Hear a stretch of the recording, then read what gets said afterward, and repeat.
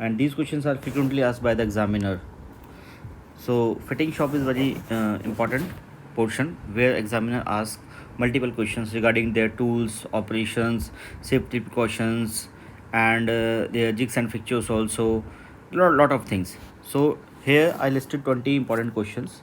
So let's discuss about it one by one. First of all, what are the common hand tools used in fitting shop? There are lot of hand tools and tools in workshop. ठीक है?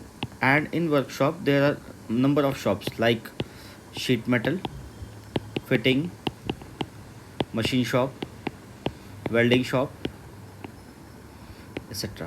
ठीक है, तो हर एक shop के specific tools होते हैं. ठीक है, तो वो एग्जामिनर आपसे किसी भी fitting tool, sheet metal, lathe machine, milling machine, ठीक है, किसी भी टूल्स के बारे में पूछ सकते हैं. Describe the process of making out layout work in fitting operations. Explain the purpose and function of bench wise in fitting shop. Bench wise क्या होता है? बेंच वाइज आपको पता ही होगा क्या होता है. आप मुझे बताएंगे हैंड वाइज क्या होता है. ठीक है, कमेंट बॉक्स में. How do you ensure accurate measurements in fitting work. भाई कौन कौन से मेजरमेंट्स होते हैं एक्यूरेट फिटिंग के अंदर. ठीक है, discuss the use of measurement tools. Measurement tools कौन कौन से होते हैं ये भी आप बताएंगे. ठीक है, what is the difference between filing and grinding. देखो, फाइलिंग जब हम करते हैं तब भी मटेरियल जो पाउडर की फॉर्म में निकल के, चिप्स की फॉर्म में निकलता है, और ग्राइंडिंग में भी पाउडर की फॉर्म में निकलता है. बट दोनों में डिफरेंस क्या है ये पता होना चाहिए. Discuss the steps involve in tapping internal threads in fitting shop. अब देखो, टैपिंग एक टूल है जिससे हम इंटरनल थ्रेड्स कट करते हैं. लास्ट शॉप में भी मैंने आपसे पूछा था कि थ्रेड्स क्या होते हैं, और मैंने बताया था कि गियर क्या होता है. ठीक है, अगर आपको याद हो तो. How are keyways and keyseats cut in fitting operation. कैसे करते हैं. Explain the procedure of drilling holes in metal component. Drilling hole कैसे करते हैं, और ड्रिलिंग के साथ में आप एक बार ये बताएंगे कि कई बार बोरिंग ऑपरेशन भी पूछ लेते हैं क्या होता है. Describe the process of assembling threaded component in a fitting shop.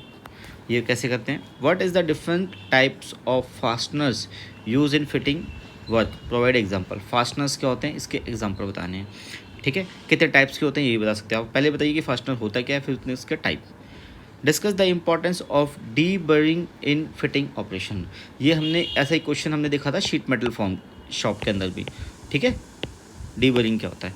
How do you ensure proper alignment and fitment of meeting parts in assembly work. देखो, दो पार्ट्स को अगर हम फिट कर रहे हैं एक दूसरे के अंदर, तो उसमें क्या क्या प्रिकॉशंस आपको लेने पड़ेंगे. They might be regarding the size, fit, loose fit, tight fit. ठीक है, और उनके अलाइनमेंट कैसे होगा. भी आपने क्लॉकवाइज दिया, एंटी क्लॉकवाइज को फिट कर रहे हो. ठीक है, बहुत सारी चीज़ें. Explain the purpose and function of surface plate in a fitting shop. Surface plate बहुत सारे बच्चे क्या करते हैं वर्कशॉप में देखते ही नहीं हैं बेसिकली, क्योंकि इसके ऊपर मैक्सिमम काम होता नहीं है.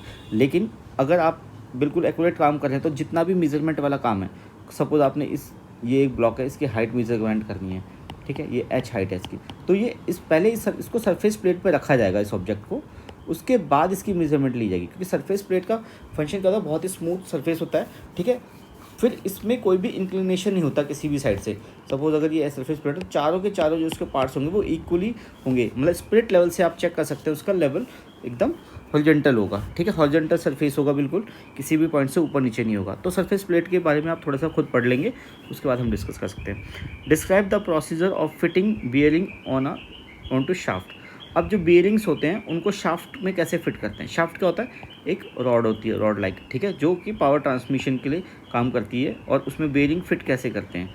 ठीक है, बेयरिंग फिट कैसे होगा उसके अंदर, ये आपको पूछा गया है. What safety precaution should be followed when using power tools in fitting shop. ठीक है, फिटिंग शॉप में क्या बेसिकली आप क्या करो, पावर टूल्स यूज़ करो, तो कौन कौन से सेफ्टी प्रिकॉशंस हैं जो हमें फॉलो करने चाहिए, अदरवाइज एक्सीडेंट हो सकता है, चोट लग सकती है किसी को भी. ठीक है, 16th क्वेश्चन क्या है. Discuss the application of hand reaming in fitting operation. देखो, बहुत सारे ऑपरेशन क्या होते हैं, बिल्कुल सिमिलर होते हैं, like drilling, boring and reaming. इन तीनों का अगर आपको डिफरेंस पता है तो आपकी जो स्टडी है वो अच्छी सही डायरेक्शन में जा रही है, ठीक है। How are precision measurement ensure in fitting work, ठीक है। Discuss the use of micrometer and dial indicator. ये दो इंस्ट्रूमेंट है, इनके बारे में पता होना चाहिए, इसका लिस्ट काउंट क्या होता है वो पता होना चाहिए, कैसे यूज़ करते हैं ये पता होना चाहिए। ये प्रैक्टिकली आपको लैब में इन इंस्ट्रूमेंट के साथ में काम करोगे तभी समझ में आएगा, ठीक है। Explain the process of lapping and its significance in fitting operations. 19th question क्या है, what are the common types of fits use in engineering assemblies, describe each type. कितने टाइप के फिट होते हैं, लूज फिट, टाइट फिट, ठीक है। मैं नहीं बताऊंगा अभी सारे, आप खुद देखेंगे उसके बाद आपको रहेगा, क्योंकि मैं बता दूंगा तो आप भूल जाओगे जल्दी से। लेकिन आप जब भी कोई डेटा हम खुद से ढूंढते हैं, चाहे आप नेट पे ढूंढें, अपनी बुक में सर्च करें, तो वो आपको रिकॉल आपके माइंड में ज़्यादा टाइम तक रहेगा। Clear. How do you trouble shoot and rectifying fitting problems encounter during assembly work. अब देखो हमने पार्ट्स तो बड़े ईजिली हम बना देते हैं, ठीक है। दो असेंबल पार्ट, सपोज ए पार्ट और बी पार्ट। अब दोनों पार्ट्स को कोई दूसरी कंपनी बना रही है, ये इसको कोई एक्स कंपनी बना रही है, इस पार्ट को कोई वाई कंपनी बना रही है, ठीक है। और हम एक जगह पे लाके इन दोनों पार्ट को असेंबल कर रहे हैं। तो अब असेंबलिंग के टाइम में क्या होता है, बहुत सारी प्रॉब्लम्स होती हैं, माइनर इश्यूज़ होते हैं, ठीक है। उनको अगर आप सॉर्ट आउट कर सकें तो वो असेंबली हो जाती है। कुछ जुगाड़ पानी करना पड़ता है फिटिंग करने के लिए, ठीक है। तो ये इन्हीं क्वेश्चंस की ज़्यादा डिमांड होती है फिटिंग शॉप के अंदर। तो ये इंपॉर्टेंट क्वेश्चन थे 20, इनको आप देख लीजिए, याद कर लीजिए अगर अपने वाइवा में जाने से पहले, ठीक है। Okay, best of luck.